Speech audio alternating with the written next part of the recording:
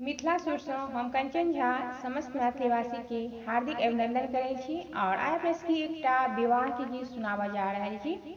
आशा करै छी जे गीत अपने सबके नीक लागत तऽ लाइक करब, शेयर करब, जे कि गोटे सब्सक्राइब नहीं केने छी से प्लीज सब्सक्राइब करब, संगे बेल आइकन के दबेनाइ नहीं बिसरब। जय मिथिला, जय मैथिली। सुनू ई गीत। छोटी सुकुमारी